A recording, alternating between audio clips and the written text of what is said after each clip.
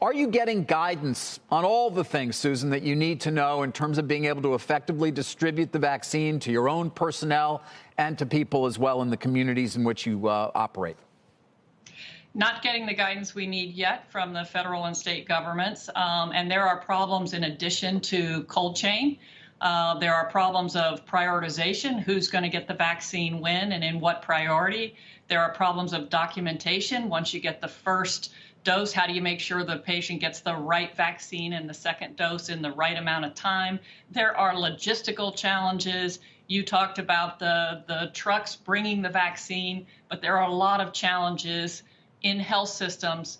They need more freezers. They're buying dry ice. They're buying subscription services for dry ice. So lots and lots of challenges. This will be, the most monumental supply chain challenge of this whole pandemic, I think. Well, Susan, I'm getting a little worried listening to you. Obviously, as you say, this is a unique situation in which we find ourselves. But would you expect somehow that you'd be getting more communication? And where should it be coming from? Is it the state and local authorities, or is it directly from the federal government?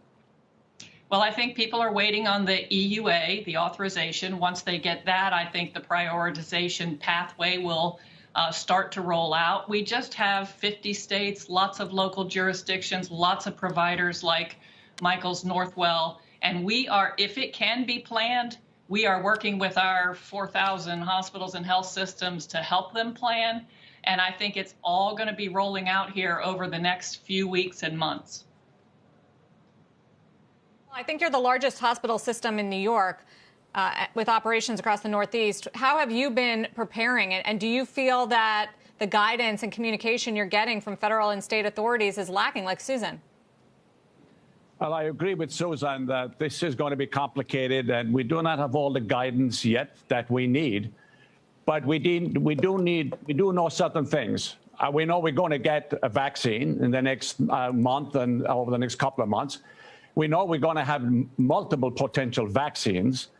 We know that we have to have the freezer capacity, and we know that we have to have a distribution network. So, for example, inside Northwell at the moment, I have 37 freezers. I have 19 freezers that can manage the vaccine at minus 70 degrees centigrade. And I have 17 freezers that can manage the vaccines at other various temperatures. And all of those freezers that I have right now inside Northwell has the capacity to hold 7.7 million doses of the vaccine, almost 8 million doses of the vaccine. And we have these freezers distributed across our health system geographically in the region. And I know that the state is working, and I am working with the state as well, as is all other health systems in the region, to develop a network around New York State so that we have an ample distribution. Right. The other problem here, of course, and I know Susan would agree with this, is that this vaccine, at least the first one's coming out, has to be mixed. It comes in a solution. And it just doesn't come like you get the flu vaccine where it's in a syringe and you can automatically give it. You have to have the staff that can mix this vaccine properly, put it in a syringe properly, then administer it properly.